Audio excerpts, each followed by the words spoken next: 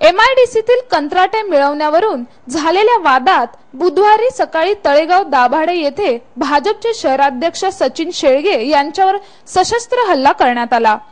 या हल्ल्यात शेळगेंसह त्यांचे वडील आणि दोघे भाऊही जखमी झाले। सचिन शेळगे हे तळेगाव दाभाडेचे माजी नगराध्यक्ष आहेत। गेल्या काही दिवसांपासून त्यांचे काटेश्वर येथील एमआयडीसीतील कंपन्यांच्या कंत्राटावरून वाद सुरू होते। त्या संदर्भात तोडगा काढण्यासाठी काही लोक त्यांच्या कार्यालयात आले आणि त्यांच्यात झालेल्या वादात शेळगे यांच्यावर सशस्त्र हल्ला करण्यात आला। शेळगे यांच्यासह त्यांचे 2 भाऊ आणि वडील यांच्यावरही तीक्ष्ण हत्याराने वार करण्यात आले, तसेच त्यांच्या कार्यालयाची तोडफोडही करण्यात आली।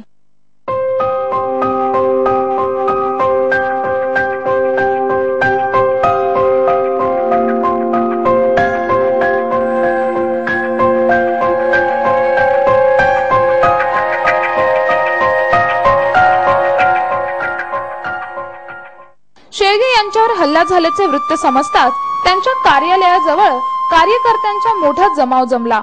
शेळगे यांनी उपचारासाठी रुग्णालयात जाण्यास नकार दिला। त्यांच्या समर्थकांसह तळेगाव स्टेशन चौकात 2 तास रास्ता रोको आंदोलन करण्यात आले। दरम्यान या घटनेनंतर तळेगावमध्ये दहशतीचे वातावरण निर्माण झाले। बुधवारी तळेगाव स्टेशन भागात उत्स्फूर्तपणे बंद पाळण्यात आला।